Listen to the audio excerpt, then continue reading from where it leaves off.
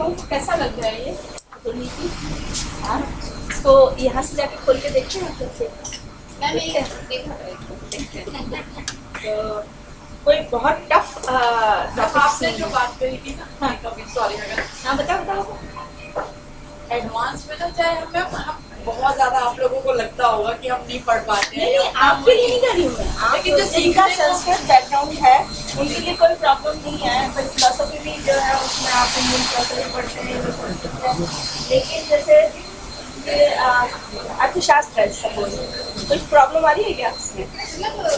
Concept देख रहे हैं तो सिर्फ कॉन्सेप्ट को लेके चलते हैं, कॉन्सेप्ट क्लैरिटी है कि नहीं है।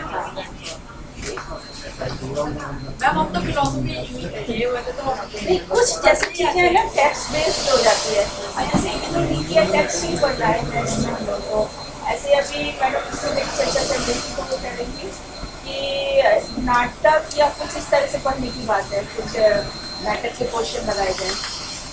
तो अब उसमें क्योंकि वो लिटरेचर होता है पूरा, तो लैंग्वेज थोड़ी टफ होती है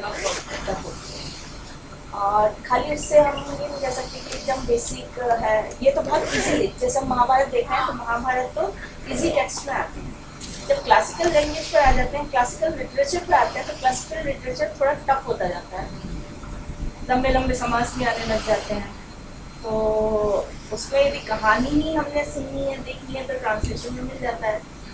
तो हमारा फोकस क्या रहता है कि हम उसके जो टेक्स्ट है टेक्स्ट को देखें, क्योंकि ट्रांसलेशन में बहुत सी चीज़ें पूरी नहीं हो पाती हैं और सब हर एक लैंग्वेज का अपना एक नेचर होता है, एक ढांचा होता है ना।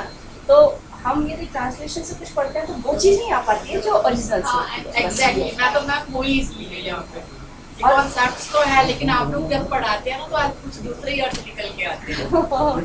चलते देखते हैं क्या है। मैं इसीलिए कह रही थी, शशि मैम ने बताया जब ये इंटरव्यू में कोई आता है तो हम ये क्वेश्चन पूछते हैं कि जैसे कालिदास का श्लोक लेके सुनाओ तो उसमें संधि क्या है, समास क्या है, तो आपको एक लैंग्वेज की भी प्रैक्टिस हो जाएगी। मैम वो एग्जाम का तैयारी करेंगे क्योंकि हम किस टाइप के हैं, तो आप बता दीजिए आप किस टाइप से एग्जाम। मैं सपोज जैसे मैंने एक श्लोक दे दिया पूरा, उस श्लोक में से मैंने क्वेश्चन पूछ लिए, तो एक एक शब्द के दो एक एक वर्ड में या 2 वर्ड में आंसर हो, इस तरह का हो। मतलब जैसे उसको कुछ ऊपर लिखा है कि वो शांत वहाँ जाता है, सपोज कुछ ऐसे लिखा है तो आप ये पूछते हैं कि जैसे कि या कोई एक श्लोक, जैसे विदुर नीति में ही दूंगी ना मैं, तो विदुर नीति का एक श्लोक दिया, उसका जिस्ट क्या है, सार क्या है। क्योंकि जैसे हम लोग पढ़ रहे हैं ना, the way we are reading, अब वर्ड टू वर्ड तो हम नहीं माने, क्योंकि हम मतलब यदि हम ऐसा पूछते हैं कि वर्ड टू वर्ड इसका अनुवाद कर दीजिए तो वो संभव नहीं है। तो उसका जिस्ट क्या है, सार क्या है, ये श्लोक बता क्या है। क्योंकि जैसे हम लोग पढ़ रहे हैं the way we are reading, so we are not very good in language honestly speaking. I am not putting in, अगर मैं इतने एफर्ट्स नहीं डाल रही हूँ शायद लैंग्वेज में, तो जैसे हम पढ़ते हैं तो जैसे आपने जो श्लोक आपने लिखा वो लिखिए, आप रीड करिए उसको and then we read the Hindi, what is the Hindi, और अगर सभी वर्ड के मीनिंग है तो then we go, so this is the way we are. नहीं, अब सपोज जैसे हम इसमें पंडित के लक्षण पढ़ रहे हैं, तो right any 5 features of Pandit scholars, है ना, पंडित के 5 लक्षण बता दीजिए कोई। तो अब इतने सारे हैं, उनमें से कोई 5 बता देंगे। तो जैसे जो हमने मतलब करा है, जैसे उसमें से शुक्ल नीति में से जो भी है वो मछली वाले और ये जो भी है, तो इनमें से रिलीजियस नीति उसी में से मतलब मेरी कोशिश ये रहेगी कि यदि मैं कोई आंसर भी आपसे चाहूँगी तो श्लोक पूरा आपके सामने रहेंगे, जिसमें से आपको छांटना पड़ेगा। तो क्वेश्चन आंसर टाइप का एग्जाम, नो प्रेजेंटेशन। प्रेजेंटेशन तो नहीं करवाऊंगी, स्टार्ट तो करेंगे क्योंकि इफ इट इज लाइक अगर हमें एग्जाम नंबर मिल रहे हैं और हमें ये सर्टिफिकेट मिल रहा है तो we should justify that certificate in some way, थोड़ा बहुत तो करेंगे। मैडम अब 1.5 लगने लग गए, पहले तो चलो जितने नंबर आ जाएंगे इट्स ओके।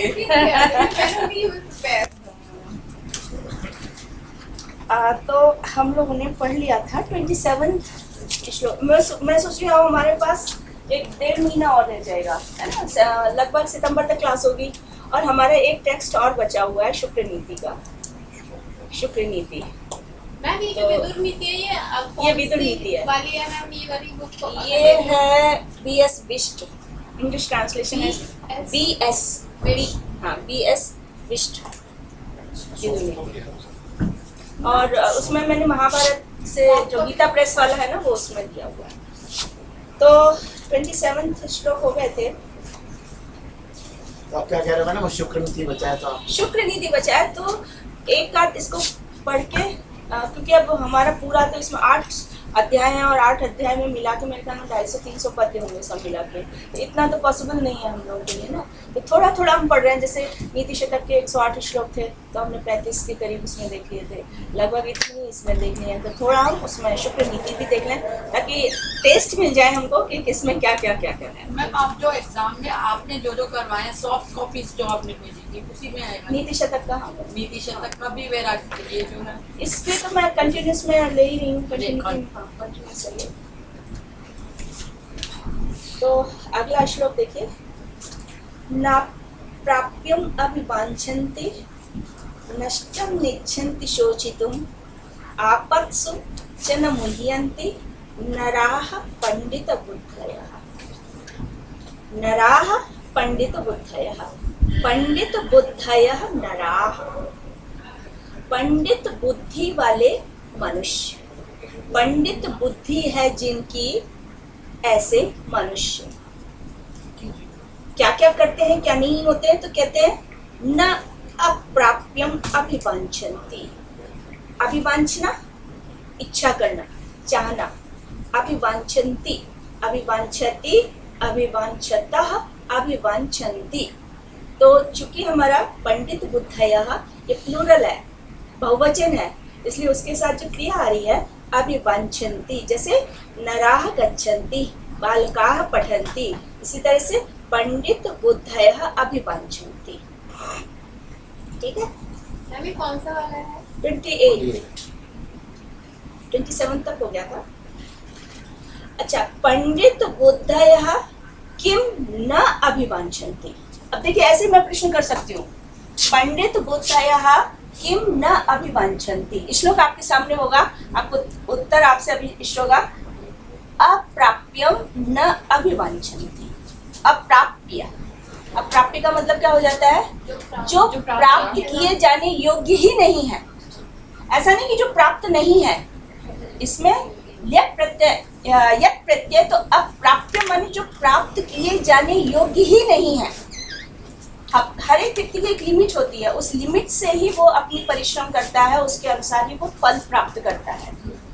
तो जो क्षमता है, जितनी सामर्थ्य है, उस सामर्थ्य के अनुसार ही व्यक्ति को अभिलाषा करनी चाहिए प्राप्त करने की।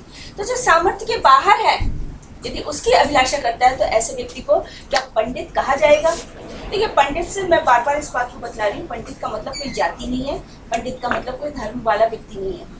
न जाति से लेना देना है पंडित का, न धर्म से लेना देना है। पंडित इज अ स्कॉलर। स्कॉलर कौन है? हम बुद्धिमान किसको कह सकते हैं? वो है, मैंने आपको आरंभ में बताया था, पंडित में पंडा शब्द है, पंडा, और पंडा कहते हैं ये ठीक है, ये ठीक नहीं है, इसका जो डिस्क्रिमिनेशन कर सके, दोनों में जो भेद कर सके, विवेक कर सके, वो पंडित कहलाता है।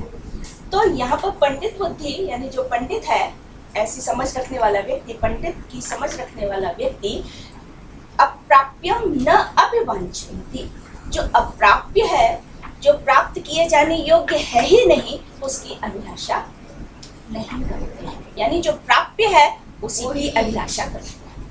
तो इसमें इन्होंने संधि हम करें तो न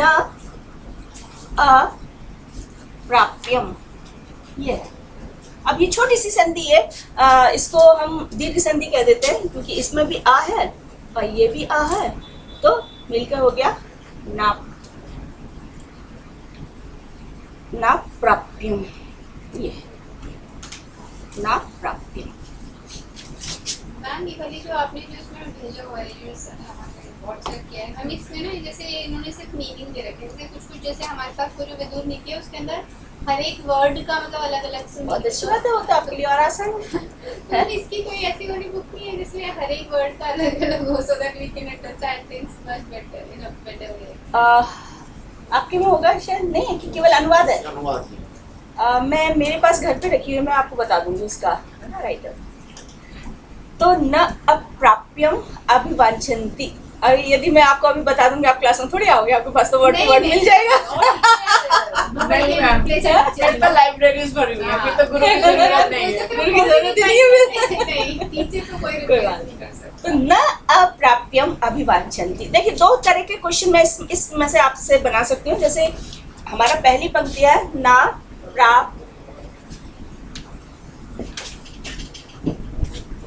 प्राप्यम अभिवांछन्ति,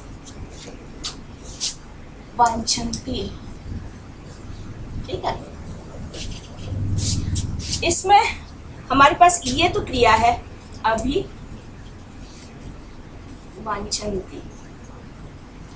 हम क्रिया दे सकते हैं, क्रिया देकर कर्ता पूछ सकते हैं इसका, और कर्ता देख के क्रिया पूछ सकते हैं। जैसे के अप्राप्यम न अभिवांछन्ति।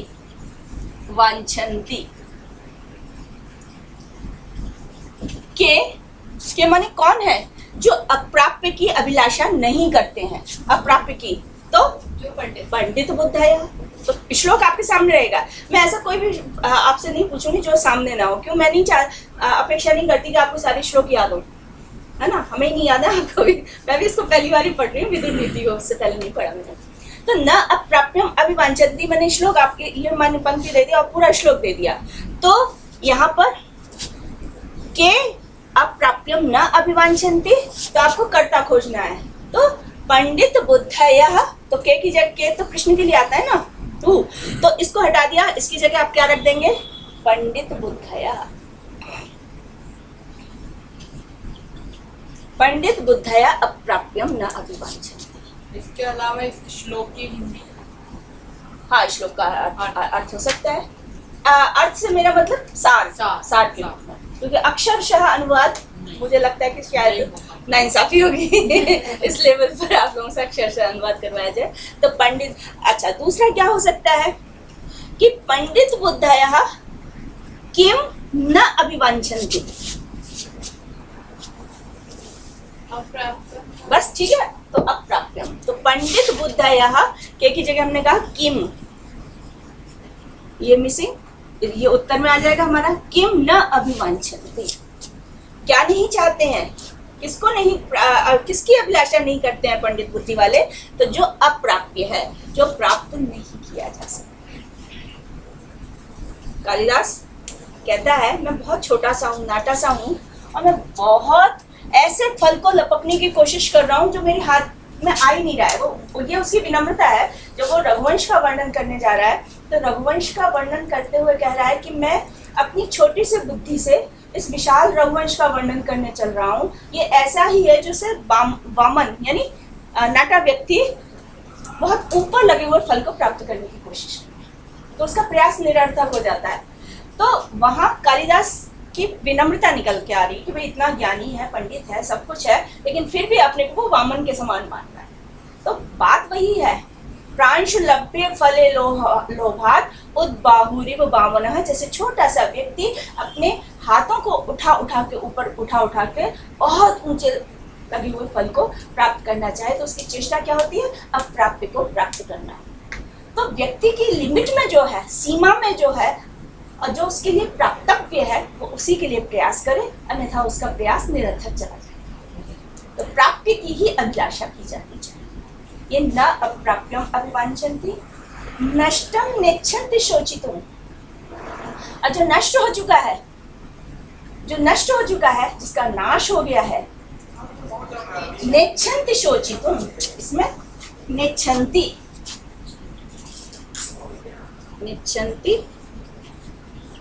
क्या है? ये न इच्छन्ति, बिल्कुल गुण संधि हो जाती है। वो दीर्घ संधि थी पहले ना प्राप्यम में, ये है गुण संधि। तो नेच्छन्ति शोचितुम, शोचितुम न इच्छन्ति। जो नष्ट हो गया है उसके लिए शोक नहीं करते। संस्कृत में बहुत सारे सुभाषित मिल जाएंगे। एक व्यक्ति है, उसकी अनुचित स्थान पर प्रीति है। अनुचित स्थान पर प्रीति से मतलब क्या हुआ कि जो वस्तु उसके पहुंच में नहीं है वो उसको चाह रहा है ना। अब क्या है कि उसने हाथ में ओस की बूंद आ गई। उस ओस की बूंद को कैसे आई कि वो एक कमल के पत्ते को छू रहा था, देख रहा था, उसको उसमें मोती पड़ा हुआ सा देखा, क्योंकि पानी पर पत्ते पर पानी आ जाता है तो वो मोती जैसा लगता है। अब वो उसको देख रहा है, उसको टच कर रहा है, लेकिन जैसे उसने टच किया वैसे ही वो खत्म हो गया। अब वो रो रहा है, हाय हाय अब क्या हो गया, ये मेरा तो मोती खो गया। वो मोती नहीं था, वो क्या था, पानी था जो नष्ट होना ही था, लेकिन अज्ञात स्थान पर उसकी प्रीति थी जो नहीं प्राप्त करना चाहिए, उसके लिए वो प्रीति बांधे बैठा था कि ये तो मेरा मोती है, अब मोती खो गया तो अब रो रहा है। तो अप्राप्य की अभिलाषा नहीं करनी चाहिए, और जो नष्ट हो चुका है उसके विषय में शोक नहीं करना चाहिए, क्योंकि किसी भी परिस्थिति में जो वस्तु नष्ट हो चुकी है उसको फिर से गेन नहीं किया जा सकता, फिर से प्राप्त नहीं किया जा सकता। और यदि व्यक्ति उसके लिए शोक कर रहा है, विलाप कर रहा है, तो क्या है, उसका अनावश्यक समय ही व्यर्थ हो रहा है। इसलिए ये व्यक्ति को अपने को नियंत्रित करना चाहिए और अप्राप्य की अभिलाषा नहीं करनी चाहिए, नष्ट के विषय में शोक नहीं करना चाहिए। गीता भी कहती है ना, जातस्य हि ध्रुवं मृत्यु ध्रुवं जन्म मृतस्य च तस्मात् अपरिहार्यर्थे न त्वं शोचितुम् अर्हसि। जो पैदा हुआ है, जिसका क्रिएशन हुआ है, वो नष्ट भी अवश्य होगा। जातस्य हि ध्रुवः मृत्यु, और जिसकी मृत्यु हो गई है उसका रीबर्थ होगा। इसलिए ये तो क्रम संसार में चल ही रहा है, इसके लिए शोक नहीं करना चाहिए। क्यों? ये हमारे नियंत्रण में नहीं है, और जो वस्तु हमारे नियंत्रण में नहीं है उसके लिए यदि प्रयास किया जाता है तो प्रयास नहीं रखता। व्यक्ति सीमा में ही अपना रहकर प्रयास करें।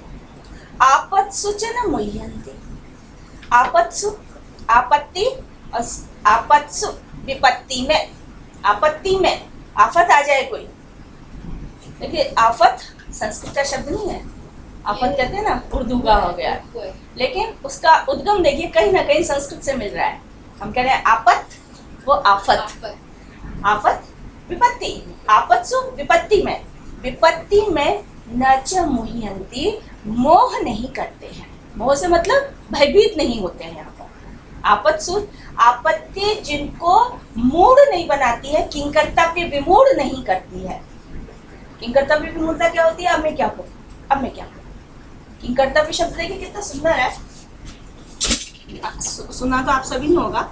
मैम ये जो इसका लिटरल ट्रांसलेशन देखा है, इसमें मूढ़, ये जो भी वर्ड है मोहन, ये भी जो भी है, इसमें मेरे मोहयंती लिखा हुआ है, इसके बारे में नहीं लिखा ना, इस वाले श्लोक में क्या नहीं है, ये वाले वर्ड के बारे में नहीं बोला गया है। अर्थ में क्या दिया है?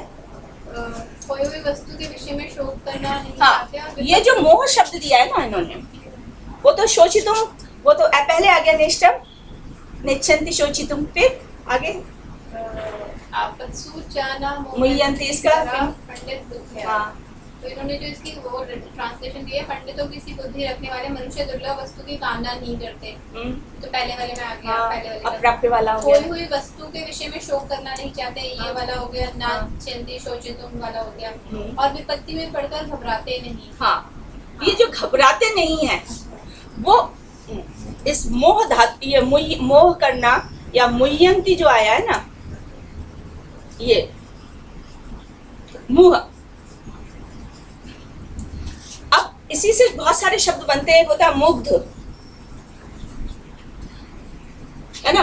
तो वास्तव में इसका है कि मोहित नहीं होते हैं उससे, मूढ़ नहीं होते हैं, मूढ़ अज्ञान को कहते हैं, इसी से बना है ये भी शब्द। तो अज्ञान में जैसे ये जो कह रहे हैं कि नापत्सु, विपत्ति में व्यक्ति पड़ जाए तो विपत्ति से कैसे पार पाया जाए, विपत्ति से हम कैसे बाहर निकल के आए। यदि आप नहीं सोच पा रहे हैं तो हम कहेंगे आप मोह में पड़ गए, अर्थात विपत्ति ने आपको अपने वश में कर लिया। अब विपत्ति से कैसे पार पाया जाए, हमें उपाय ही नहीं मिल रहा है। तो इसलिए इसको कहते हैं किम कर्तव्य, सुना होगा शब्द किम कर्तव्य। किम माने क्या, कर्तव्य माने करूं, अब मुझे क्या करना चाहिए यही नहीं समझ में आ रहा है, इसको कहते हैं मूढ़ता। ठीक है ना। तो आपत्सु च न मुह्यन्ति, विपत्ति में पड़कर मोह नहीं करते हैं। तो उसका जो आप कहते हैं ना घबराते नहीं है, ये मोह का एग्जैक्ट मीनिंग नहीं है, भाव है।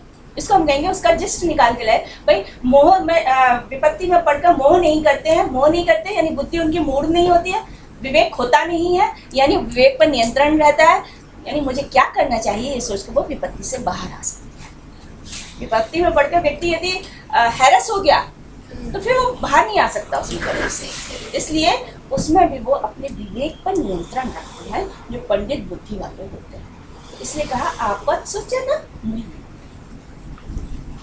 संस्कृत में चूंकि साहित्य का ही एक भाग है ये, तो साहित्य में जब हम अर्थ करते हैं किसी दूसरी भाषा में, तो आवश्यक नहीं है कि हमें एग्जैक्ट मीनिंग मिल जाए दूसरी भाषा में, तो हम उसके नज़दीक जो होता है ऐसा कोई शब्द ले लेते हैं। इसलिए भयभीत नहीं होते हैं, घबराते नहीं हैं, ये अर्थ किया है। एक्चुअली मोहित हो जाना, मोहित हो जाना मतलब जैसे कहते हैं ना, हिप्नोटिज्म कर लिया किसी ने, हिप्नोटाइज हो गया किसी से। अब हिप्नोटाइज व्यक्ति को क्या करते हैं, उसको जैसा कहोगे वो वैसा करने लग जाएगा, उसका अपने ऊपर तो नियंत्रण नहीं रहता है, तो ये मूलता उसके नज़दीक पहुंच जाती है।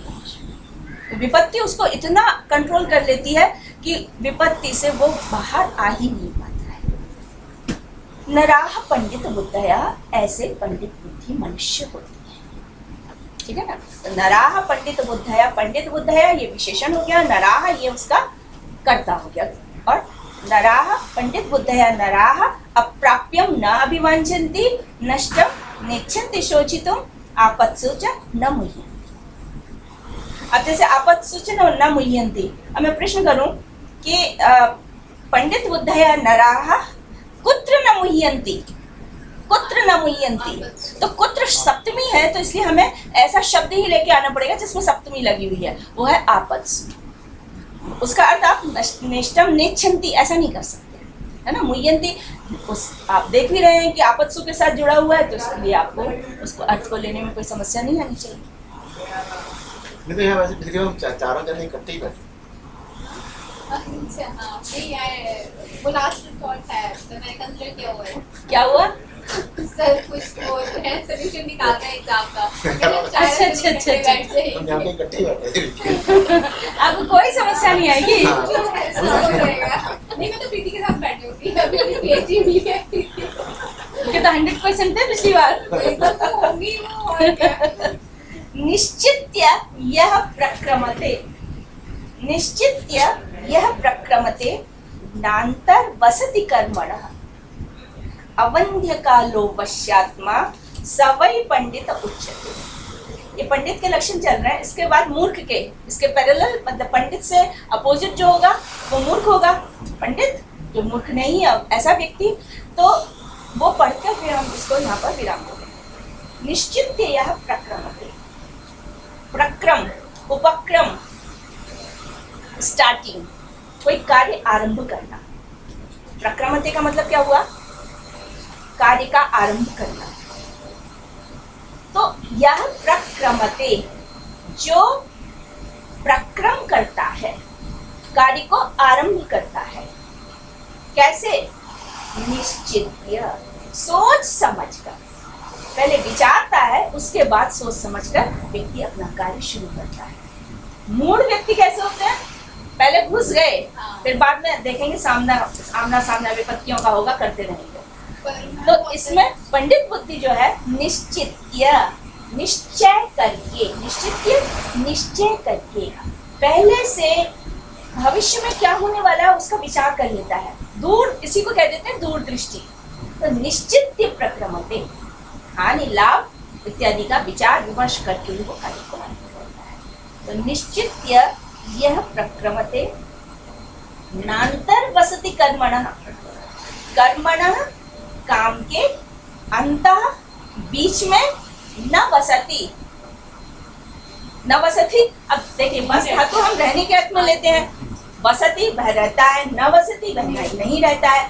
तो काम के बीच में नहीं रहता है का मतलब क्या हुआ? अब शाब्दिक अर्थ तो ये हो गया, नहीं, काम के बीच में फंसता नहीं है, रुकता नहीं है, यानी काम उसको अपने में जटिल जकड़ के बैठ जाए ऐसा नहीं है। वो विचार करके करता है, तो जो कार्य जैसे जैसे आता है वो उत्तरोत्तर आगे बढ़ता जाता है, उसका कार्य रुकता नहीं है, ठीक है।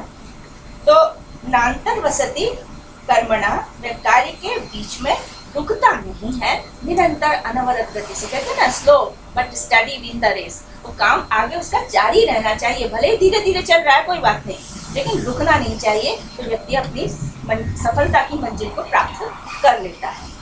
तो नान्तर वसति कर्मणः, स्पष्ट हुआ। आगे देखिए, अवंध्य कालः। अवंध्य कालः, काल कहते हैं समय को, और अवंध्य कालः माने समय जिसका व्यर्थ नहीं जाता। देखिए संस्कृत में ये जो वंध्य शब्द है ना, वंध्य,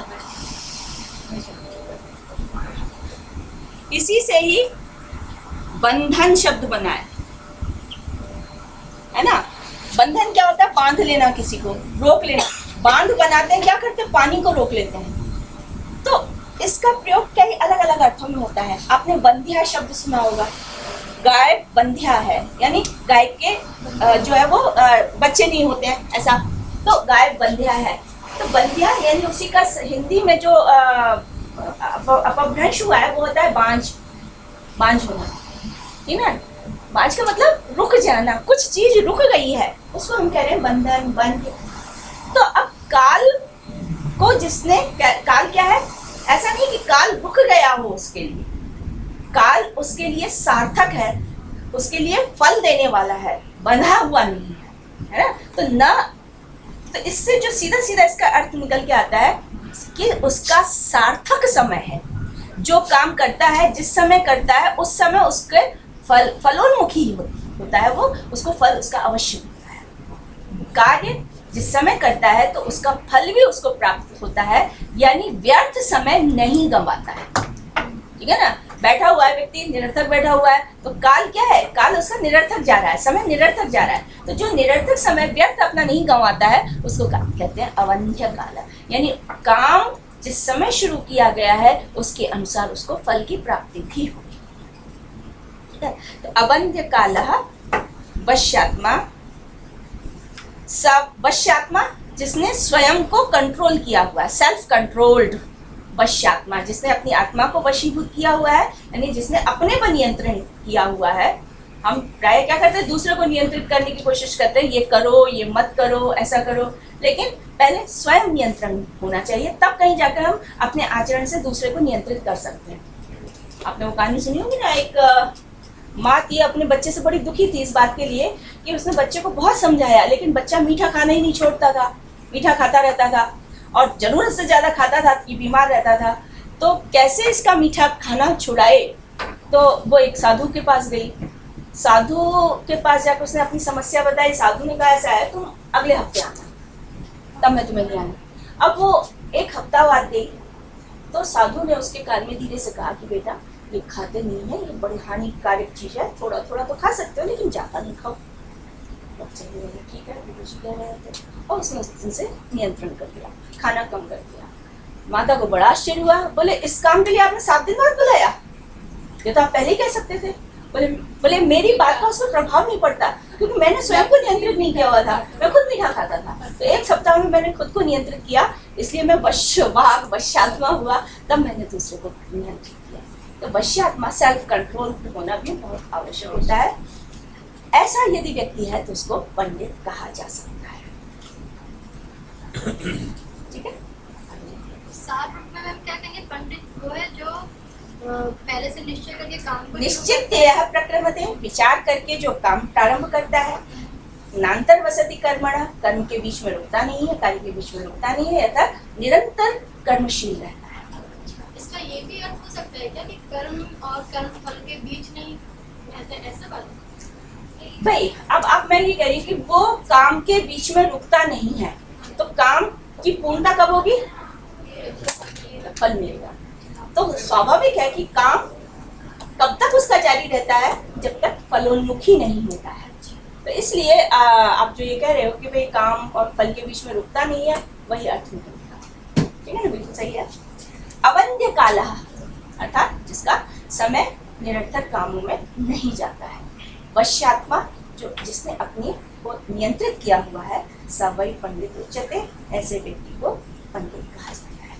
अब अवंध्य काल का मैं थोड़ा और आपको एक उदाहरण दे दूं। एक सुभाषित बहुत प्रचलित है संस्कृत में, काव्य शास्त्र विनोदेन कालो गच्छति धीमता। जो बुद्धिमान व्यक्ति हैं उनका समय कैसे व्यतीत होता है? काव्य शास्त्र यानी जो सार्थक काम है उनमें लग के। और जो मूर्ख व्यक्ति है उनका कैसे होता है? निद्रया कलहेन वा, सोते रहेंगे, कलह करेंगे, और ताश खेलते रहेंगे बैठकर, कुछ है नहीं उनके पास। तो ये ताश खेलने वाले लोग जो है वो वंध्य काल हो गए। उनका चूंकि वो अपने समय का सदुपयोग नहीं कर रहे हैं तो उनको उसका परिणाम भी नहीं प्राप्त होना है। चूंकि कलह और निद्रा में जा रहा है तो वही उनका फल के रूप में सामने आ रहा है। लेकिन जो काव्य शास्त्र, विनोद या इस तरह के सार्थक कामों में लगते हैं तो स्वाभाविक है कि काल उनका बांझ नहीं होता है, यानी काल उनको फलोन्मुखी बनाता है, फल की ओर ले जाता है, उनको उनके कार्य का फल प्राप्त हो जाता है। जैसे मैम लेमैन टाइप बोलते हैं कि वो खाने कमाने की बातें करते हैं, तो मतलब कि दैट मींस मतलब वो कुछ मीनिंगफुल टॉक में। हाँ, और देखिए आगे, आर्य कर्माणि रज्यन्ते भूति कर्माणि कुर्वते हितं च नाभ्यसूयन्ते पंडिता भरतर्षभ। आर्य कर्माणि रज्यन्ते, जो आर्य कर्मों को करते हैं, ऐसे कार्यों को करते हैं जो आर्य हैं। आर्य का मतलब श्रेष्ठ काम है। आर्य काम, आर्य शब्द देखिए रीगतौ से बना है, तो आर्य कहते ही हैं जो मर्यादा के अनुसार जो चलते हैं वो आर्य हैं। मर्यादा का अतिक्रमण करके अनाचार से जो जीवन यापन करते हैं उनको आर्य नहीं कहते, वो अनार्य हो जाते हैं। यानी जो शास्त्र की, धर्म की, संविधान की मर्यादाओं को तोड़ देते हैं उनको आर्य नहीं कहा जा सकता। संस्कृत में आर्य शब्द बहुत प्रचलित है। आर्यपुत्र, जो स्त्री है वो अपने पति के लिए आर्यपुत्र शब्द प्रयोग करती है। आर्य का पुत्र यानी मर्यादा का आचरण करने वाले व्यक्ति का पुत्र, तो स्वाभाविक है कि वो भी मर्यादा का आचरण करेगा। तो आर्य कर्माणि रज्यन्ते, रंज धातु आनंद के अर्थ में आता है कि जो आर्य कर्मों को करने में ही आनंद लेते हैं, या आर्य कर्म ही जिनको आनंद प्रदान करते हैं। ठीक है, तो आर्य कर्माणि रज्यन्ते, जो आर्य कर्मों में अनुरक्त होते हैं, आर्य कर्मों में आनंद लेते हैं, आर्य कर्मणि रज्यन्ते भूति कर्माणि कुर्वते। जो भूति कहते हैं कल्याण, तो भूति कर्माणि कुर्वते, ऐसे कर्मों को जो करता है जो भूति, जो कल्याण करने वाले हैं। कल्याण ऐश्वर्य से भी जुड़ा हुआ है। ऐश्वर्य दोनों प्रकार का कल्याण है, ऐहिक पारलौकिक, ऐसे काम जो जिससे हमारा परलोक भी सुधरे और इस लोक में भी हमारा मंगल हो।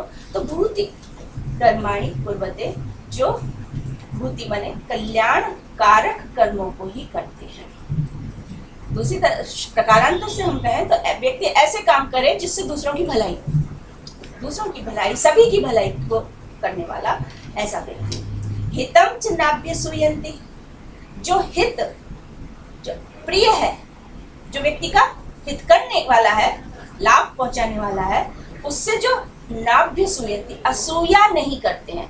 असूया कहते हैं द्वेष करना, किसी से उससे पलायन करना। मतलब यदि किसी से कहा जाए कि भाई गरीबों को दान करने से कल्याण होगा, तो वो उस प्रकार के कामों को करे जिससे समाज का भी हित हो, अपना भी हित हो। तो ऐसे कामों से जो द्वेष नहीं करते हैं, अर्थात लोक कल्याण के काम करते हैं। पंडिता भरतर्षभ, ऐसे हे भरतर्षभ। भरतर्षभ किसके लिए आया है? जो ऋषभ शब्द है वो श्रेष्ठ के लिए है। भरत श्रेष्ठ, भरत वंश के श्रेष्ठ यानी धृतराष्ट्र। अब ये भरतर्षभ शब्द युधिष्ठिर के लिए भी आ सकता है, ठीक है, पांडवों में किसी के लिए भी आ सकता है, दुर्योधन इत्यादि के लिए भी आ सकता है। क्या शकुनी के लिए आ सकता है?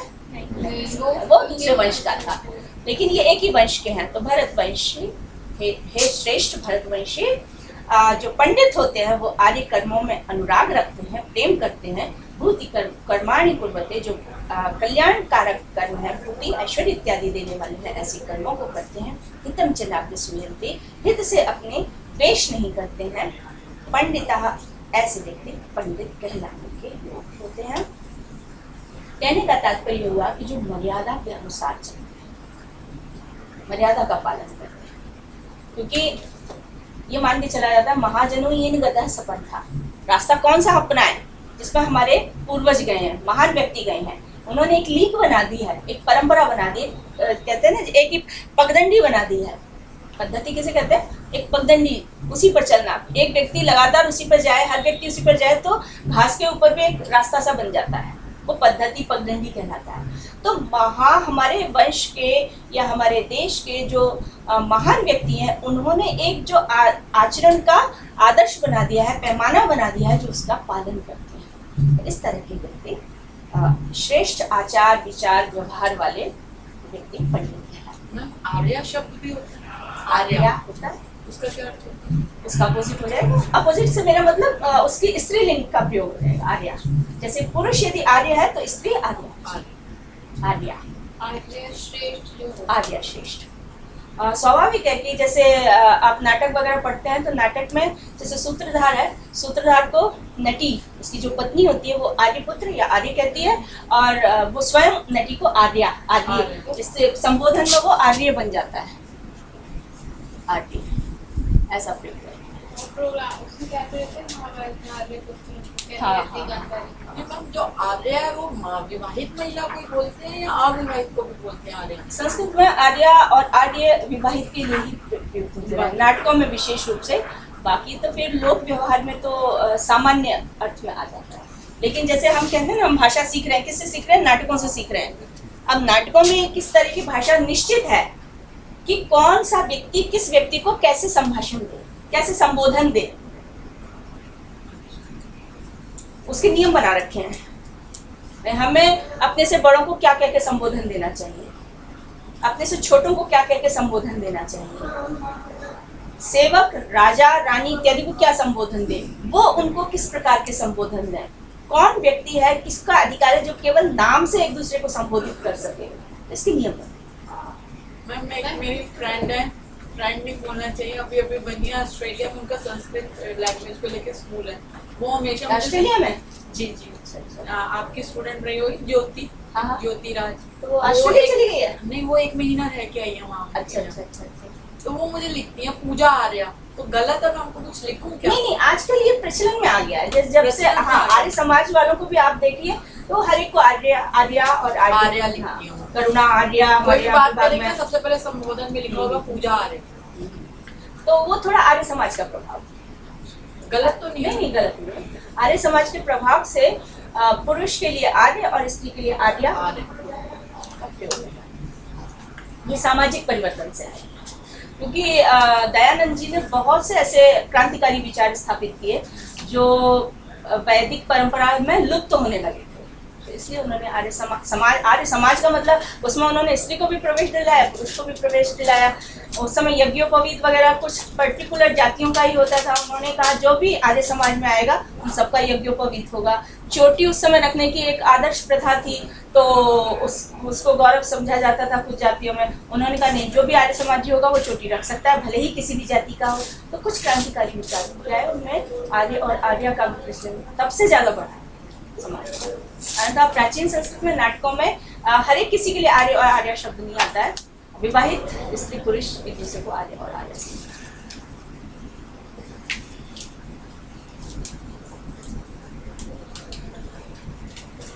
न हृष्यति आत्मसम्माने, न हृष्यत्यात्मसम्माने नावमाने न तप्यते, गांगो हृद इवाक्षोभ्यो यह सह पंडित उच्यते।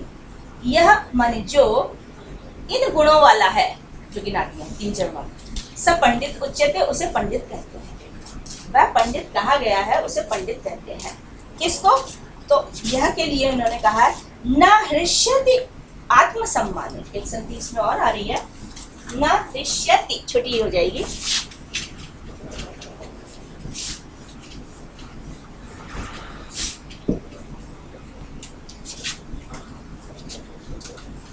न हृष्यति आत्मसम्माने। तो यहाँ को इनको मिलाएंगे तो ये यण संधि होती है, तो हृष्यत्यात्म सम्माने ये हो गया इसका। बाकी तो ये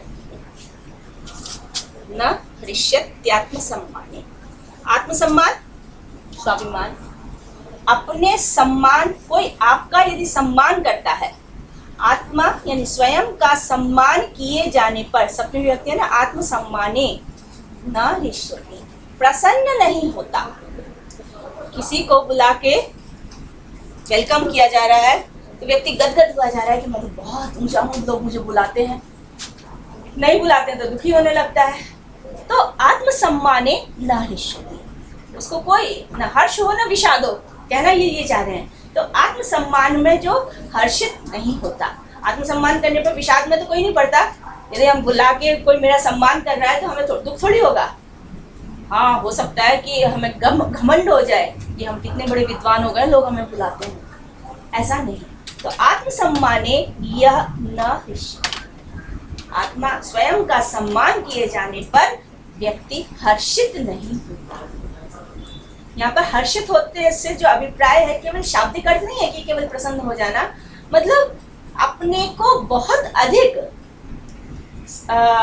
विद्वान या धनवान जिस रूप में उसका सम्मान किया जा रहा है, मात्र वही समझकर वो अपने को ना रह जाए।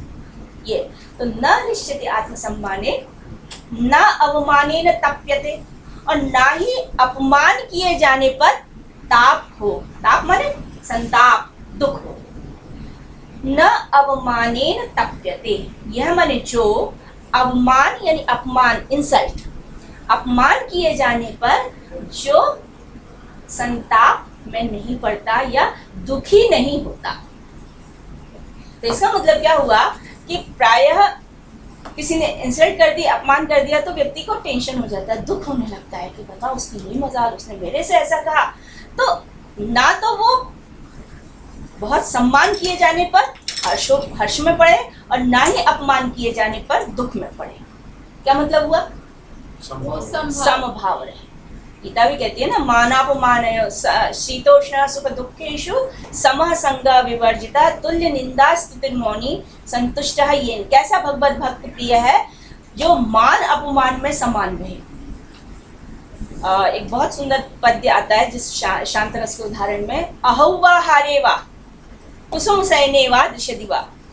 लगभग वही भाव आपने कबीर के पद्य में पढ़ा होगा, कहीं सुनने में आया होगा। करना फकीरी फिर क्या जिंदगी दी सदा मगन में रहना जी, काऊ दिन हाथी न काऊ दिन घोड़ा, काऊ दिन पैदल चलना जी। ठीक है ना, कभी मिठाई मिल जाए, स्वादिष्ट भोजन मिल जाए, किसी दिन फाका ही करना पड़ जाए, व्यक्ति सम है। तो अहौवा हारेवा, किसी ने गले में सांप डाल दिया या हार पहना दिया, व्यक्ति सम है। कुसुम शयनेवा दृश्यदिवा, किसी ने पुष्पों की शैया बना दी, मतलब अच्छा डनलप का गद्दा आपको बुला के शयन करने के लिए दे रहा है, और किसी दिन जो सड़क पर पड़े हुए जो कंकड़ पत्थर है उसमें व्यक्ति सो रहा है। यानी समदृशी, समदर्शी, सम अवस्था वाला। तो वो कहता है क्वचित पुण्यारण्ये शिव शिव शिवेत, मेरा वो दिन कब आएगा जब मेरी ये स्थिति आएगी कि मुझे कोई बुला रहा है, प्रेम से बुला रहा है तो भी अंतर नहीं पड़ रहा है, ढेले मार रहा है तो भी अंतर नहीं पड़ रहा है। तो वही चीज यहाँ पे कहना चाह रहे हैं कि जो समत्व योगी हो गया है, इसको गीता में समत्व योगी कहा है कि हाँ, जो समभाव रख रहा है, जो विपरीत परिस्थितियां हैं उनमें। इनको द्वंद्व कहते हैं, शीत उष्ण, सर्दी गर्मी, मान अपमान, सुख दुख, राग द्वेष, इसमें वो व्यक्ति सम है। लेकिन जितना ये पढ़ने में सरल लगता है उतना अपनाने में तो ये बहुत कठिन है, बहुत फिलोसॉफिकल है। लेकिन जो पंडित है ना उनमें स्वाभाविक रूप से ही है, रूप से गृहस्थ के लिए तो इट्स वेरी डिफिकल्ट। हाँ नहीं, कठिन तो है, लेकिन यहाँ पर विदुर क्यों कह रहे हैं ये?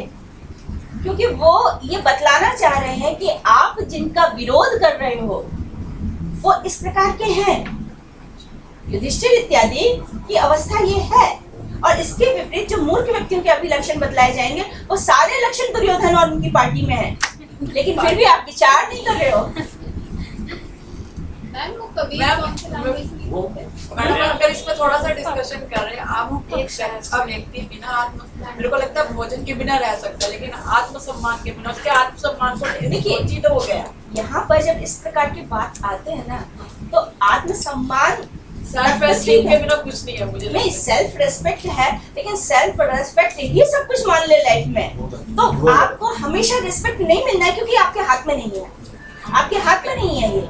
और जिस दिन आपको नहीं मिलेगा उस दिन आपको इतना विषाद, इतना डिप्रेशन होगा, आपके लिए जीवन धारण करना ही मुश्किल होगा। गीता ये भी कहती है, संभावितस्य चा कीर्ति मरणादति रिच्यते, जिसको हम संभावित कहते हैं यानी इज्जतदार कहते हैं, यदि उसका अपयश हो जाए तो उसके लिए मरने से भी भयंकर है। मरणादति रिच्यते, मरण से भी भयंकर स्थिति हो जाती है यदि कोई इज्जतदार व्यक्ति के इज्जत पे कलंक लगाता है। तो ऐसा नहीं कि गीता इन सब के लिए मना करती है, लेकिन फिर भी जो हमारे नियंत्रण में नहीं है उन चीजों को पकड़कर व्यक्ति यदि रहता है तो भी उसके लिए जो स्थितियां हैं वो कठिनाई का कारण बनता है। कैसे इसमें संतुलन रख सकते? इसीलिए ना वो कहते हैं कि बहुत अधिक दुख मिल रहा है, स्वाभाविक हम मनुष्य हैं, हमसे नहीं दुख झेले जाते है ना। किसी ने अपमान कर दिया तो बहुत क्लेश होता है, कष्ट होता है, लेकिन उसको व्यक्ति नियंत्रण करे, क्योंकि किसी ने अपमान कर दिया आपके हाथ में नहीं है। अब आप क्या करोगे, जाकर अपना सिर थोड़ी दीवार में मार, आपको उसको सहना पड़ेगा। तो सहना पड़ेगा तो उसमें नेचर ही ऐसा हो जाए कि ठीक है, आज चक्रवत पर दुख और सुख चक्र के समान ऊपर नीचे आते जाते रहते हैं, बदलते रहते हैं। आज हर्ष है, कल विषाद आ गया, तो इनमें सम स्थिति यदि रहती है तो व्यक्ति के लिए जीवन आसान हो जाता है। पंडित मतलब पंडित व्यक्ति ही यह करने में सक्षम होता है, अन्यथा उसके लिए कठिनाई करनी है। गांगो हृद इवाक्षोभ्य, उपमा अलंकार आ गया, ये उपमा अलंकार। गांगा हृदय, गांग गंगा, गंगा संबंधी गंगा, गंगा संबंधी जो है उसको कहेंगे गांग। जैसे भीष्म के लिए एक शब्द आता है गांगेय, गंगाया अपत्यम, गंगा पुत्र होने के कारण। तो जो गंगा से संबंधित है वह है गांग। अब गंगा को हम क्यों याद करते हैं, गंगा का हम क्यों नाम लेते हैं? उसकी पवित्रता के लिए, उसकी शीतलता के लिए, उसके प्रति आदर भाव। तो गंगा हृदय, हृदय कहते हैं सरोवर, तालाब। गंगा हृदय यानी गांग सरोवर। तो इसको प्रकारांतर से जो है वो मानसरोवर जो है कैलाश के नीचे जो एक सरोवर की हम बात करते हैं, है आज भी है मानसरोवर, ठीक है ना। मानसरोवर का जल सबसे पवित्र माना जाता है, उसकी वैसी ही आस्था है जैसे गंगा। अब गंगा में तो फिर भी जो है प्रदूषण हो रहा है, लेकिन मानसरोवर अभी भी निर्मल है, अभी भी स्वच्छ है, क्योंकि वहां तक सामान्य आदमी की पहुंच नहीं है। विशेष परिस्थिति यानी जैसे हर साल कैलाश मानसरोवर यात्रा होती है, उसमें ही जाते हैं, तो उनके लिए परिक्रमा भी करते हैं, स्नान भी करते हैं, स्नान भी करते हैं। बड़े आश्चर्य की बात है कि उसके बगल में ही खारे पानी का, उसको रावण ताल बोलते हैं, राक्षस ताल। तो राक्षस ताल है और इधर मानसरोवर है अगल बगल में ही, लेकिन दोनों के पानी में वो खारा है और ये एकदम मधुर है। वो उसमें पशु विशेष रूप से जैसे हंस कहते हैं, हंस अपना डेरा जो बनाते हैं, निवास बनाते हैं, वो मानसरोवर बनाते हैं उस ताल में,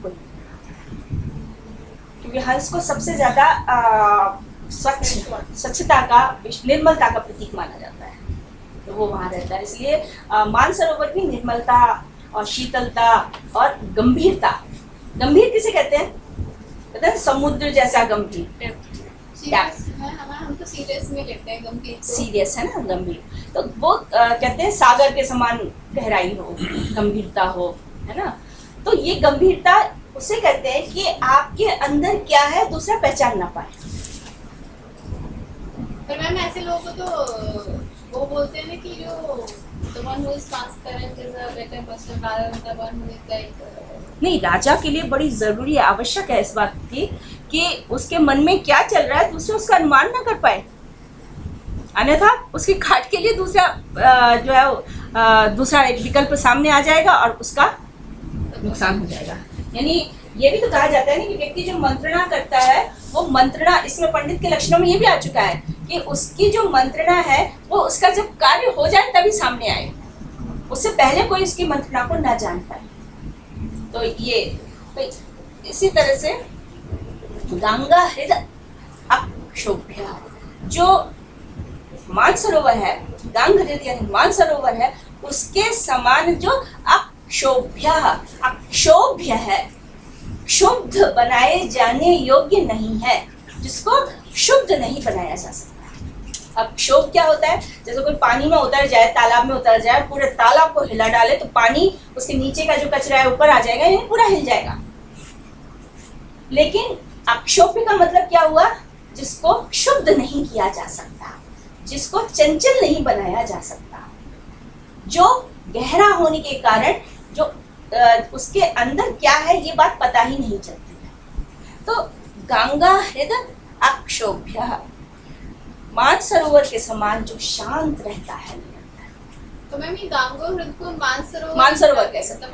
मानसरोवर क्योंकि शीतलता यद्यपि गंगा से जो बना है ये हम कह सकते हैं, लेकिन वो एक स्वतंत्र ही है उस ताल का उद्गम, इसलिए उसको गंगा के समान पवित्र, शीतल और गहन माना जाता है। ये भी गंगा हृदय आएगा तो उससे मानसरोवर।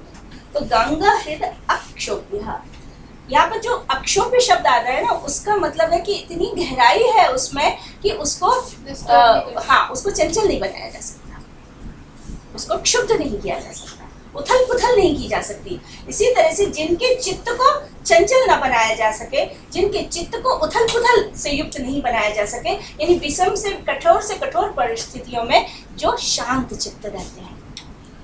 आपने देखा हो ना, कोई बहुत जल्दी भड़क जाता है,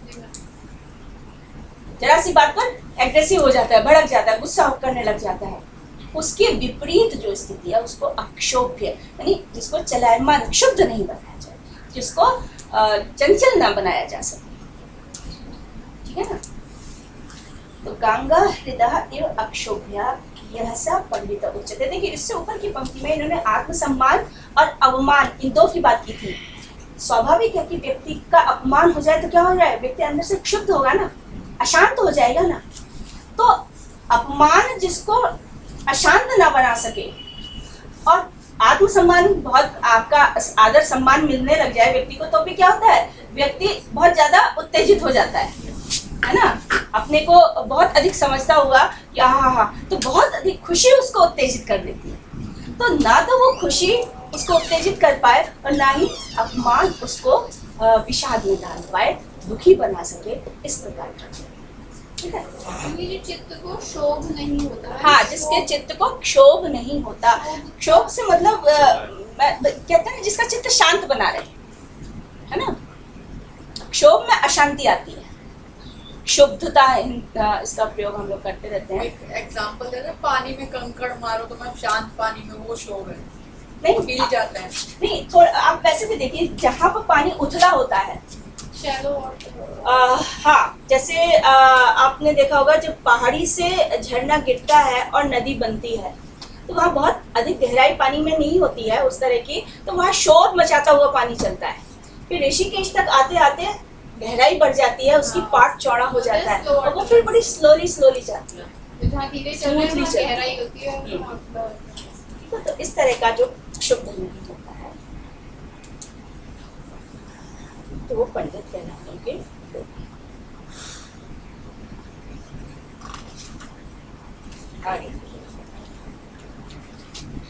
तत्वज्ञ सर्वभूतानां, योगज्ञ सर्वकर्मणां, उपायज्ञ मनुष्याणां, नरः पंडित उच्यते। तत्वज्ञ सर्वभूतानां, समस्त भूतों के तत्व को जानने वाला। भूत माने पंचभूतों से बनी हुई जो भी वस्तुएं हैं, ठीक है ना? सर्वभूतानां, भूत मतलब जिसको हम मेटीरियलिस्टिक कह सकते हैं, मेटीरियल थिंग्स जो होती हैं वो भूत है। भूत का मतलब जिनको जैसे पंच तत्व कहते हैं ना, क्षिति जल पावक गगन समीरा, पंच तत्व से बना शरीर। ये जो संसार बना है वो 5 एलिमेंट से बना है। इसमें 5 एलिमेंट हो, आकाश, जल, तेज, वायु, अग्नि, ये 5 तत्व है। तो जितनी भी चीजें हैं वैसा, इसीलिए उनको हम क्या कह देते हैं? भौतिक वस्तुएं हैं। तो सर्वभूतानां तत्वज्ञ, समस्त भूतों के, समस्त भूतों से तात्पर्य समस्त भौतिक वस्तुओं के तत्व को जानने वाला। अब तत्व क्या है? तत्व कुछ दिन पहले फंक्शनल संस्कृत पर फंक्शनल संस्कृत पर ये तत्व की चर्चा चली थी, मुझे ऐसा ध्यान है कि तत्व क्या है। जैसे हम परम तत्व की बात करते हैं, परम तत्व क्या है? परम तत्व ईश्वर है या ब्रह्म है, ऐसा ऐसा कहते हैं। तत्व तो फिर 5 तत्व हो गए, अग्नि तत्व, वायु तत्व। उनको तत्व क्यों कहते हैं? महाभूत है ना। तत्व कहते हैं किसी भी, जैसे मान लीजिए मैं कहूँ कि आम का तत्व, नींबू का तत्व, यानी उसका सार, एसेंस क्या है उसका, जो निकल जाए तो वो वस्तु समाप्त हो जाती है।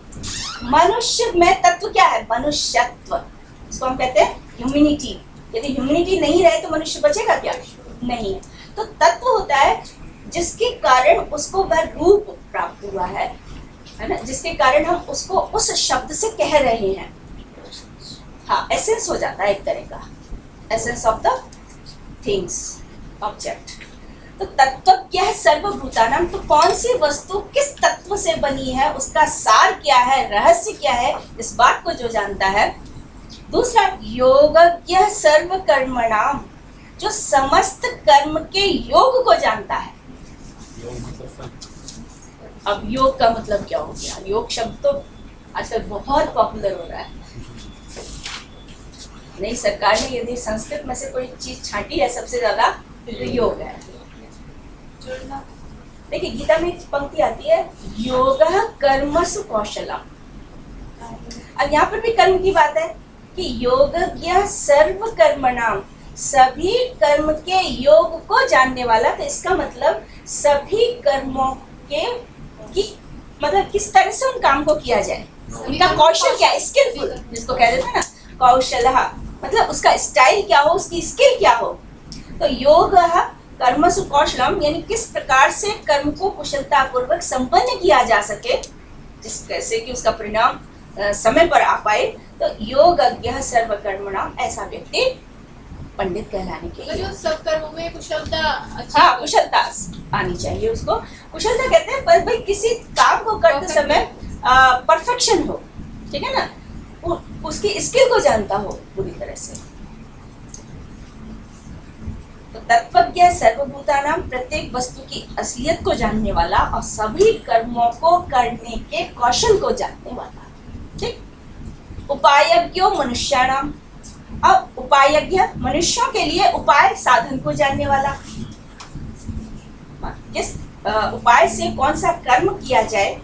ठीक है, व्यक्ति के पास स्किल है, स्किल होते हुए भी, कौशल होते हुए भी यदि उसके पास साधनों का अभाव हो जाता है तो फिर व्यक्ति सफल नहीं होता। तो इसलिए स्किलफुल होने के साथ साथ उसके लिए क्या क्या माध्यम हो सकते हैं, क्या क्या साधन हो सकते हैं, क्या उपाय हो सकते हैं, इनको भी जो जानता है। तो उपायज्ञ मनुष्याणाम, यानी मनुष्यों के लिए कार्य के संबंध में, उनके कौशल के संबंध में उपायों को भी जो जानता है, नरः पंडित उच्यते, उसको पंडित कहा जाता है। वह मनुष्य पंडित कहा जाता है, नरः पंडितः उच्यते। समझ में आया? तो तत्व को जानने वाला होता क्या है कि जब व्यक्ति वस्तु की असलियत जानता है तभी उसका भली भांति प्रयोग। मान लीजिए कोई वैद्य है, आयुर्वेद का आचार्य है, तो उसके लिए आवश्यक क्या है कि उसके काम में आने वाली जो वस्तुएं हैं उनके तत्व को जाने। अब मान लीजिए जड़ी बूटी है, तो किस जड़ी बूटी का क्या उपयोग है, उसका तत्व जाने, रहस्य जाने कि किस काम में ये आती है। तो ये तो इसी तरह से मान लीजिए कोई संगीतकार है, तो संगीतकार के लिए तत्व दूसरा होगा। तो प्रत्येक वस्तु का तत्व क्या है, किस तरह से उसको ग्रहण किया जाए कि उसका जो पूर्ण लाभ है वो व्यक्ति को मिल सके, तो ये होता है तत्व। तो वस्तु की असलियत जानना, तत्व को जान लिया तो उसको संपन्न करने के लिए कौशल भी होना चाहिए। इसलिए योग वाली बात इन्होंने कह दी कि योगज्ञ सर्व कर्मणाम, सभी कर्मों के योग को जानने वाला, कौशल को जानने वाला। अब दो चीजें हो गई, हमें उस वस्तु की असलियत पता है, यानी हम उस वस्तु को थॉरोली जानते हैं और उसके संबंध में हमारे पास कौशल भी है, स्किल भी है। लेकिन यदि उसके संबंध में हमें प्रॉपर उपाय नहीं मिलता है, साधन नहीं उपलब्ध हो पाते हैं, तो भी व्यक्ति उसका लाभ जो है समाज को नहीं दे सकता है। उपाय यहाँ पर साधन है। हाँ, साधन संपन्न करने के। हाँ हाँ हाँ।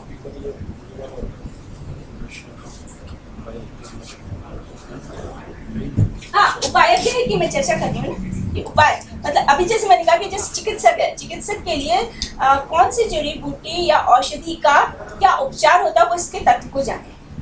जब इसके तत्व को जान लिया तो इसका किस प्रकार से वो प्रयोग करे।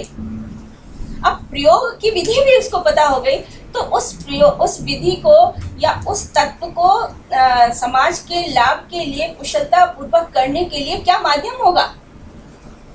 यदि हमारे पास इक्विपमेंट्स नहीं होंगे तो फिर व्यक्ति की स्किल भी जो है वो कोई बहुत अच्छा काटना जानता है, बहुत अच्छा बुनाई जानता है, लेकिन यदि उसके पास खटकी नहीं होगी तो कैसे बुनेगा, तकली नहीं होगी तो उसको कैसे सूत निकालेगा। करता बहुत अच्छा है, स्किल बहुत अच्छी है उसमें, इसलिए उसको किस प्रकार से किन उपायों से उसका पूरा लाभ मिल सके वो इस बात को भी जानता है।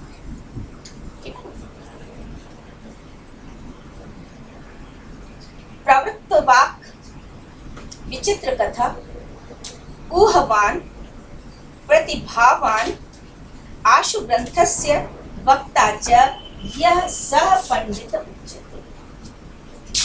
बहुत सारी चीजें बतला रहे हैं तो देखने से ही पता चल जाए, एक बार उससे बात की व्यक्ति से और पता चल जाए ये बड़ा पंडित है, यानी उसके बोलने की शैली क्या है, पंडित के बोलने की शैली क्या होनी चाहिए, इसके विषय में कहते हैं ना कोई अपनी स्पीच में लोगों को बांध लेता है, किसी की स्पीच का कोई अंतर नहीं।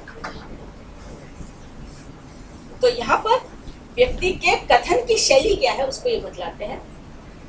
प्रवृत्त वाक्, वाक् मानी वाणी, प्रवृत्त वाक् जो जिसकी वाणी प्रवृत्त है, प्रवृत्त से तात्पर्य मतलब वाक् कुशल है, जो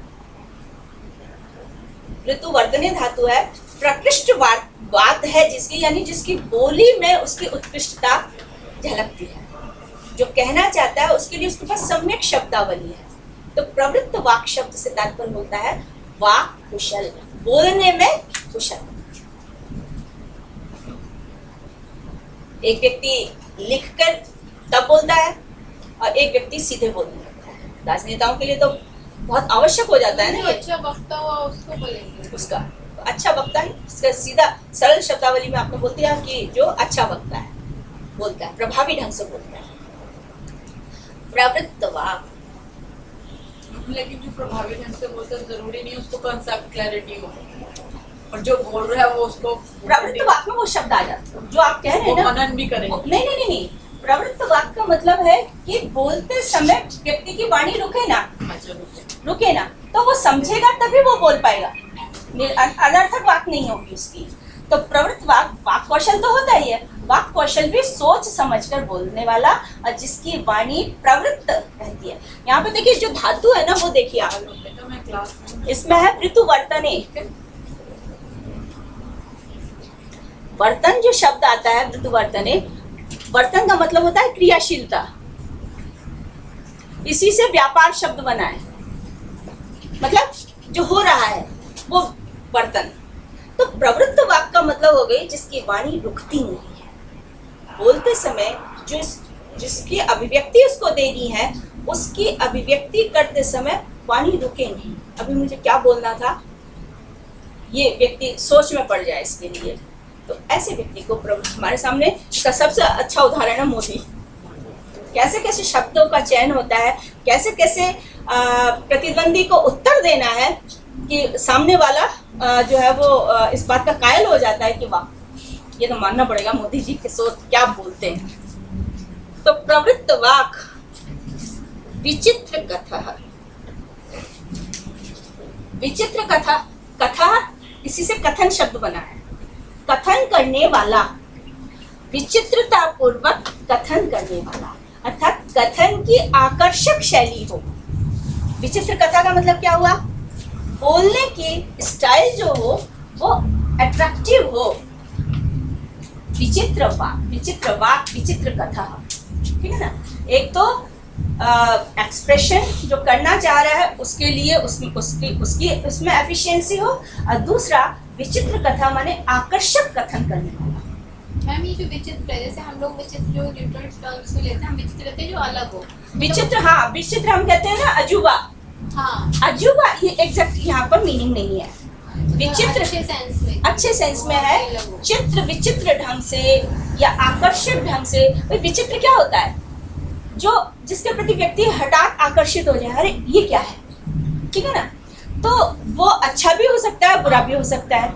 यहाँ पर ये गुड सेंस में है ना। विचित्र यानी समझ लीजिए जैसे इससे पहले इन्होंने कहा प्रवृत्त वाक, यानी एफिशिएंसी इन स्पीच। व्यक्ति एफिशिएंस है बोलने में, लगातार वो बोल सकता है, लेकिन बोलते बोलते किसी का मुंह फटने लग जाए, नींद आने लग जाए तो क्या कहा जाएगा। तो बीच में वो जैसे कुछ की आदत होती है, चुटकुले सुना लेते हैं, व्यक्ति की नींद एकदम भाग जाती है। तो वो है विचित्र, यानी आकर्षक शैली हो, आकर्षक शैली हो जिससे लोगों को बांध कर, जो प्रवृत्त वाक होने के साथ साथ लोगों को बांध कर रखने की जिसमें क्षमता सब में नहीं होती है ना। मोदी जी में है, तो क्या आपने देखा हो ना, कुछ भी बोल रहे हैं तो यदि जरा सा भी कांटेक्ट पब्लिक से टूट जाता है तो पब्लिक उबने लगती है। तो जब तक पब्लिक उबे उससे पहले वो पब्लिक से ही कुछ ना कुछ आंसर मंगा लेते हैं। हाँ बोलिए, हाँ ऐसा है, ऐसा है। तो जो थोड़ा सा कांटेक्ट टूटने वाला भी होता है वो फिर से जुट जाता है। तो जो लगातार श्रोताओं को बांध कर रख सके, विचित्र।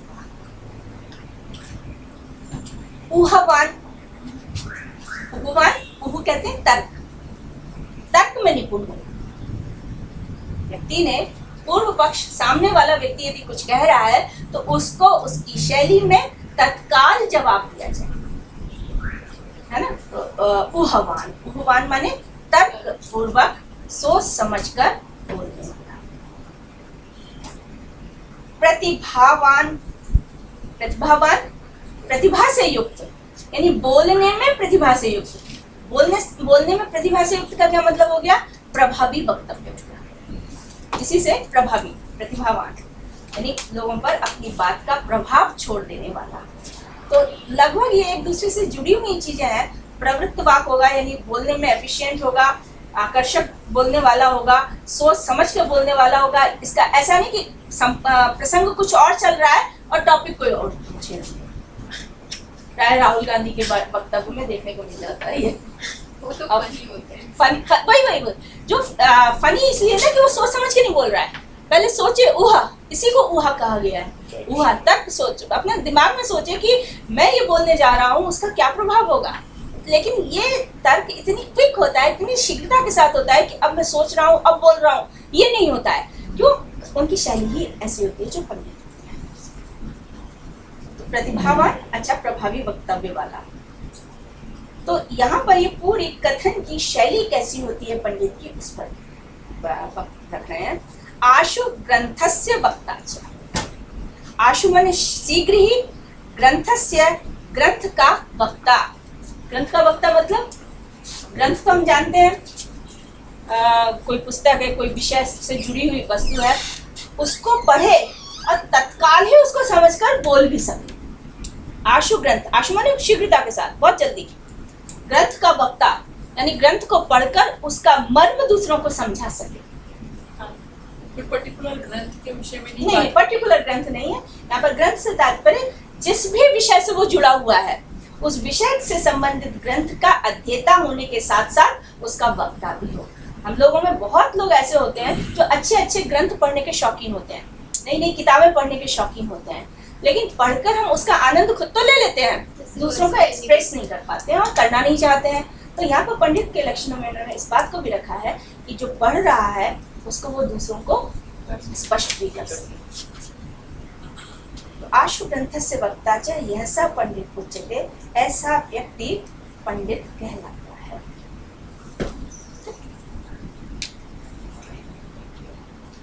एक श्लोक और है तो हमारे पंडितों के लक्षण खत्म हो जाएंगे। श्रुतम प्रज्ञानुगम यस्य प्रज्ञा चैव श्रुतानुगा असंभिन्नार्य मर्यादा पंडिताख्याम लभेत सह। सह वह व्यक्ति पंडिताख्याम लभेत, पंडित आख्या, आख्या कहते हैं नामकरण, पंडित नाम को प्राप्त करता है।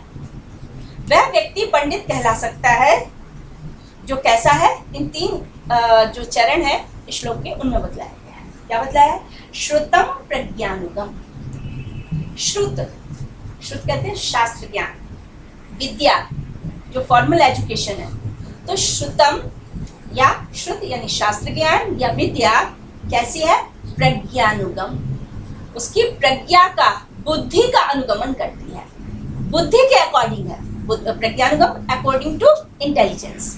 उसने जो ज्ञान ग्रहण किया है, जो विद्यार्जन किया है, वह विद्यार्जन उसकी मेंटल कैपेसिटी के अनुकूल हो जाएगा। इसका मतलब ये हुआ कि हर एक व्यक्ति में क्षमता नहीं है कि वो इंजीनियरिंग की कोर्स की पढ़ाई कर ले, हर एक में क्षमता नहीं होती कि डॉक्टरी की पढ़ाई कर ले। यानी एक मेंटल लेवल होता है, उस मेंटल लेवल के अकॉर्डिंग ही व्यक्ति का किसी विषय में इंटरेस्ट होता है या उस क्षेत्र में जाता है। तो कभी कभी हम ये देखते हैं कि पेरेंट्स बच्चों को प्रेशर डालते हैं कि ये बनना है, इसलिए ये कोर्स पढ़ो, वो कोर्स पढ़ो।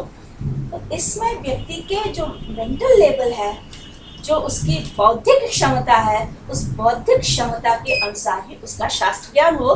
तो कहते हैं जैसे मणिकांचन, सोने में सुहागा, जैसा सोच है यदि वैसा ही उसका शास्त्र है।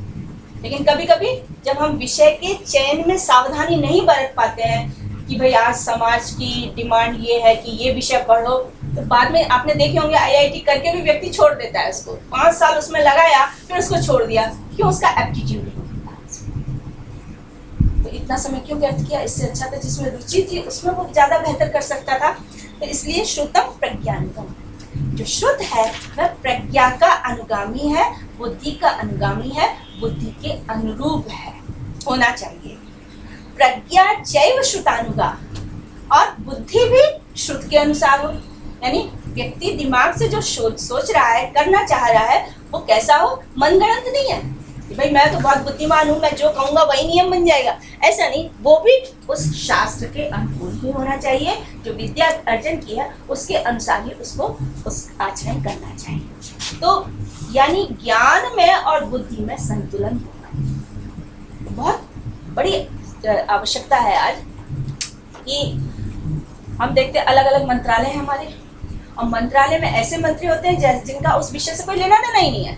जैसे कोई एजुकेशन मिनिस्टर बन जाए और एजुकेशन दी ही ना हो, वो एजुकेशन मिनिस्टर बना तो एजुकेशन की पॉलिसीज कैसे बनाएगा? स्वास्थ्य मंत्रालय, स्वास्थ्य से लेना ही देना नहीं है उसका, और स्वास्थ्य मंत्रालय उसको दे दिया तो समय के अनुसार, ऋतुओं के अनुसार कौन सी बीमारियां बढ़ती हैं, उनके लिए कैसे रोकथाम की जाए, वो व्यक्ति कैसे कर सकता है?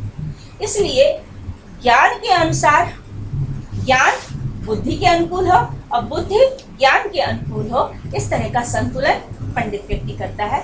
असंभिन्न आर्य मर्यादा, ये थोड़ा कठिन शब्द आ गया है।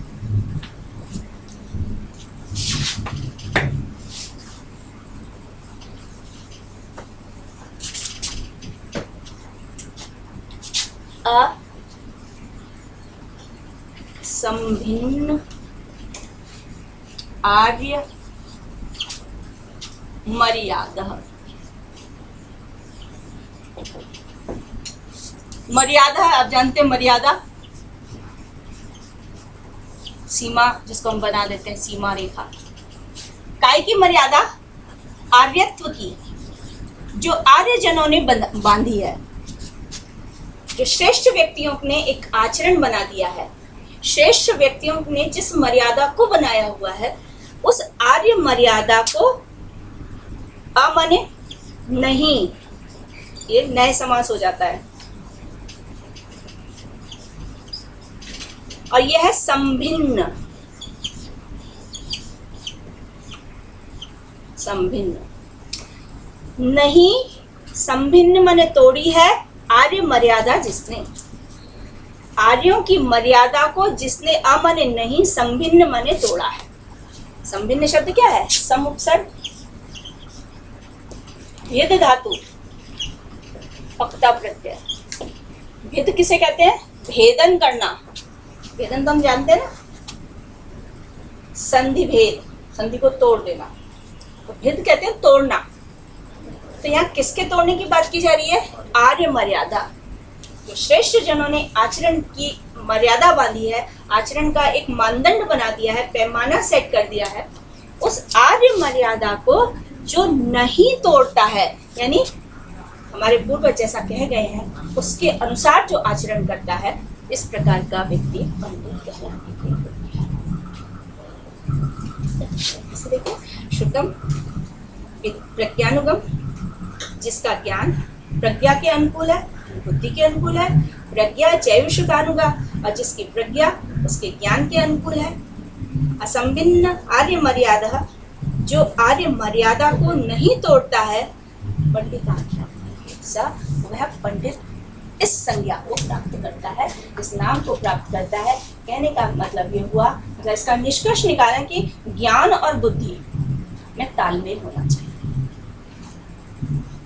पंडित व्यक्ति अपने ज्ञान और बुद्धि में तालमेल बैठा सकता है, कंफ्यूजन नहीं होता है उसको किसी प्रकार का। और असंभिन्न मर्यादा से तात्पर्य क्या हुआ? वो जो शिष्टाचार की परंपराएं हैं। मर्यादा से तात्पर्य ये नहीं कि हम अब कुछ नया कर ही नहीं सकते, हम नया कुछ नहीं कर सकते, ये बात नहीं है। शिष्टाचार की जो मर्यादा है, जो सेट हो चुके हैं, शिष्टाचार के जो नियम बना दिए गए, उन शिष्टाचार के नियमों का जो उल्लंघन नहीं करता है, इसलिए आर्य मर्यादा शब्द दिया।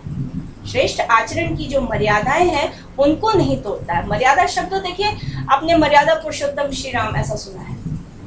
मर्यादा क्या है? एक सीमा, बस इसके आगे नहीं जा सकते आप। समुद्र की मर्यादा होती है, समुद्र की मर्यादा जो सीमा बांधी हुई है, समुद्र उसके बाहर नहीं है। तो इसी तरह से आचरण की एक मर्यादा बांधी है, इसके बाहर आचरण नहीं करना है। तो इस प्रकार जो शास्त्र इत्यादि की या श्रेष्ठ आर्यजनों ने जो मर्यादाएं बांधी हैं, उनका जो उल्लंघन नहीं करता। संस्कृत में कहावत है, महाजनो येन गतः स पंथा।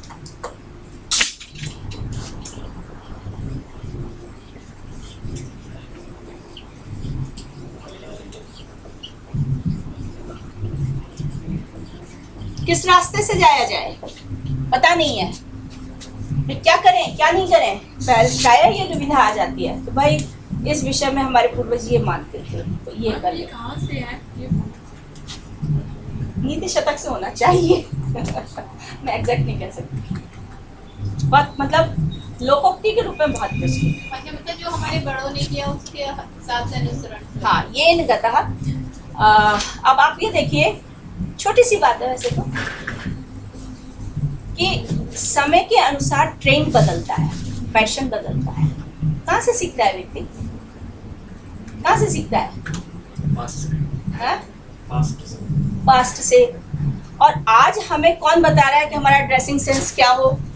Picture, serial. आज हमने उनको अपना आदर्श बना लिया है।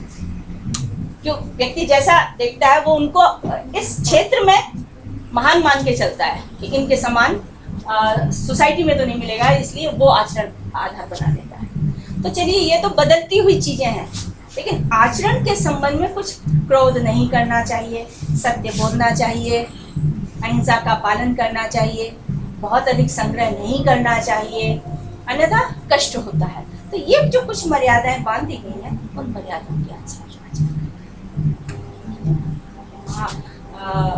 महाजनों ये नहीं करता। स्वाभाविक है, व्यक्ति जिसको अपने से श्रेष्ठ समझता है वो उसका अनुकरण करने की कोशिश करता है। गीता कहती है, यद यद आचरति श्रेष्ठः तत् तथैवेतरो जनः। जैसा श्रेष्ठ व्यक्ति आचरण करते हैं, दूसरे उनका अनुकरण करते हैं। इसलिए श्रेष्ठ व्यक्ति, जो समाज के श्रेष्ठ व्यक्ति हैं, जो समाज को दिशा निर्देश दे सकते हैं, उनको इस विषय में विशेष सावधान रहना चाहिए, क्योंकि पब्लिक है तो उनका अनुकरण करेगी ही करेगी। तक तदेगी तजर। इसलिए गीता में कृष्ण कहते हैं कि मुझे इस बारे में बड़ा सावधान रहना पड़ता है। क्यों? मैं जैसा करूंगा प्रजा वैसा अनुकरण करेगी। तो इसलिए महान व्यक्तियों ने एक आचरण बना दिया है, उसके अनुसार यदि कहीं भी विचार किंकर्तव्य विमूढ़धारी की व्यक्ति को क्या करना चाहिए क्या नहीं करना चाहिए, आप पास्ट खोल के देखिए कि उस परिस्थिति में क्या बेहतर किया गया था जिससे अच्छे परिणाम आए थे, वही आचरण। ठीक है, तो यहाँ पर इन्होंने पंडित के लक्षण यहाँ पर कि ऐसा व्यक्ति पंडित कहलाने के योग्य है। अब जरा युधिष्ठिर में तो ये सारे विशेषण देखने को मिलते हैं, ये सारे गुण देखने को मिलते हैं। दूसरी तरफ दूसरा पक्ष भी है। देखिए, हम क्यों यहाँ पर दुर्योधन या युधिष्ठिर की बात कर रहे हैं, क्योंकि जब आरंभ में संजय पहुंचा है तो संजय को कृष्ण ने दुर्योधन और पांडवों का, यानी कौरवों का और पांडवों का एक रूप बतलाया था। उसमें दुर्योधन को मन्य वृक्ष कहा था, ये वो मन्यु वृक्ष है, और युधिष्ठिर के लिए कहा था ये धर्म वृक्ष है। फिर कर्ण इत्यादि उसकी शाखाएं प्रशाखाएं, स्कंद उसका शकुनी है, और इधर कृष्ण जिसकी जड़ है, अर्जुन जिसकी शाखा प्रशाखा है, भीम जिसका स्कंद है, ये बात कही गई थी। नकुल सहदेव जिसके फल है। तो एक तरफ धर्म वृक्ष है, एक तरफ मन्यु वृक्ष है, अधर्म वृक्ष है।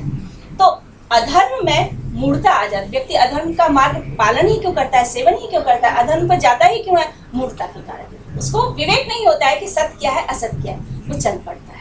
लेकिन दूसरी तरफ धर्ममय वृक्ष के प्रतिनिधित्व करने वाले युधिष्ठिर है, जो ये सोच समझकर कि क्या आचरण उपयुक्त है, आर्यजनों ने क्या क्या काम किया है, उसके अनुसार वो अपने आचरण, सिवाय जुआ खेलने, जुए का ही सारा परिणाम था।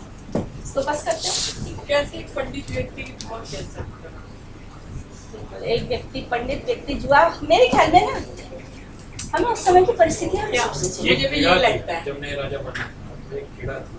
क्रीड़ा भी थी। दूसरी मैं इसमें एक जगह में पढ़ रही थी आपस्तंभ धर्मसूत्र वगैरह में, और खासकर जो आरण्यक और ब्राह्मण ग्रंथ हैं उनमें यज्ञ इत्यादि की विवेचना का बहुत वर्णन हुआ है। यानी यज्ञ का यज्ञ क्या होता है, कैसे होता है, वाजपेयी यज्ञ क्या होता है, अग्निष्टोम क्या होता है, ज्योतिष्टोम क्या होता है, यज्ञों के बारे में बतलाया है। उसमें एक राजसूय यज्ञ आता है। राजसूय यज्ञ राजा ही कर सकता है, एक क्षत्रिय जिसका जो साम्राज्य है वही उसको कर सकता है। तो युधिष्ठिर को जब खांडव दाह करने के बाद इंद्रप्रस्थ की स्थापना कर दी थी, तब उन्होंने राजसूय यज्ञ किया। तो वेद, इसमें जो वेदों के व्याख्यान ग्रंथ जिसको हम ब्राह्मण और आरण्यक कहते हैं, उनमें राजसूय यज्ञ का वर्णन आता है। उसमें एक जगह ये आता है कि वहाँ नकली जुआ खेलते, जुआ तो खेलते हैं, नकली होता है वो, मतलब नाटक होता है जुए का, असली नहीं होता है। और उसके बाद उसमें अंत में जो राजा है या जो मूल यजमान है उसकी विजय घोषित कर दी जाती है, चाहे वो जीते चाहे ना जीते या ना जीते, लेकिन घोषित कर दी जाती है। ये एक ड्रामा चलता था राजसूय यज्ञ में। लेकिन जब महाभारत युद्ध हुआ तो उसमें वो नाटक नहीं रह गया, वो यथार्थ हो गया। इसलिए उस समय ऐसा भी कहते हैं कि भाई कोई यदि युद्ध के लिए बुलाता है या जुए के लिए बुलाता है तो जाना ही पड़ता है, राजा के लिए बाध्यता होती है, जाना ही पड़ता है। तो राजसूय यज्ञ में तो वो सब नाटक चलता था, लेकिन उस जगह वो नाटक न होकर शकुनी इत्यादि ने उसको छल से उसको सही कर दिया। हेट्रेड की भावना इतनी जबरदस्त थी ना दोनों तरफ से शायरी सी, तो मुझे लगता है ये एक शायद नीति भी हो उनकी। हाँ, इसलिए आधा तो ले लिया, अब आधा देंगे नहीं तो ये तो करना ही पड़ेगा। तो क्योंकि वो इस बात के लिए कि देखिए हमने इनसे इनकी संपत्ति नहीं दी और जैसे तैसे एक वन दे दिया था, जंगल दे दिया, जंगल को भी उन्होंने इतना अच्छा नगर बना लिया, ये तो हमारा होना चाहिए। लेकिन उनको उम्मीद नहीं होगी इतना जबरदस्त कुछ हो रहेगा। जब संजय को संदेश वाहक बनाकर भेजा ना, तो धृतराष्ट्र ये कहते हैं कि युद्ध मत करना, लोग क्या कहेंगे।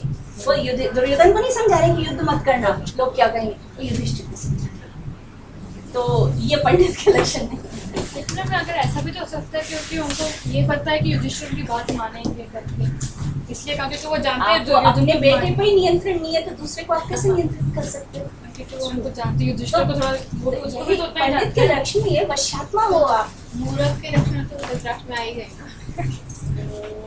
सर्वे भवन्तु सुखिनः, सर्वे सन्तु निरामयाः, सर्वे भद्राणि पश्यन्तु, मा कश्चित् दुःखं भाग् भवेत्। ओम शांति शांति शांति।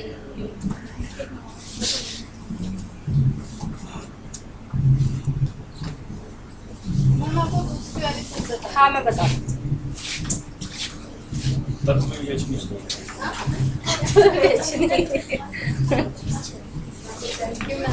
ठीक है, ओके।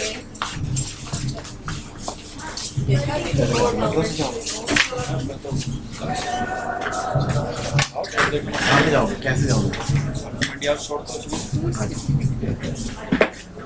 अच्छा सुमित जी, मैडम आपको भी छोड़ दूँ? वॉशरूम जाओ थोड़ी देर। हो गया सायश्री?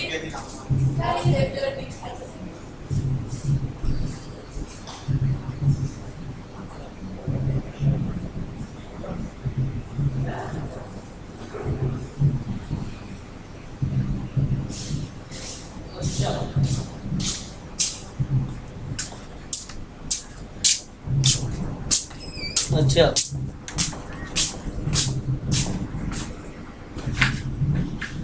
तो 2000 रुपये किससे उधार करूंगा? एक बात बताओ यार। फिर मैंने हाँ मुझे महीने भर में एक आध बार उधार चाहिए होंगे तो किससे मांगता रहूँ? तो मैं 2000 लग लूंगा और बाकी पैसे अलग लूंगा। मुझे चाहिए होंगे तो मैं क्या करूंगा? जितना मैं कर्जा लेता हूँ उतना मेरी तनख्वाह की उतना ही निपट जाए। तुम्हारे पास पहुंचता नहीं, तुम गाली देती हो मुझे, घर कुछ नहीं देते, तुम मेरे पे इतने ताने पेल देती हो, इतनी बहन से राशन पानी लेके चढ़ जाती। बहन का लड़ा कुत्ता है, हराम ज्यादा, तुम दुनिया भर की बातें बोल देती हो।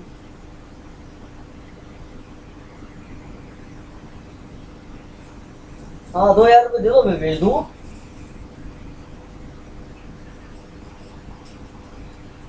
हाँ तो कोई दिक्कत नहीं, मुझे कोई परेशानी थोड़ी इसमें। तुम्हारा मूड खराब हो रहा, मेरा थोड़ी हो रहा है भाई।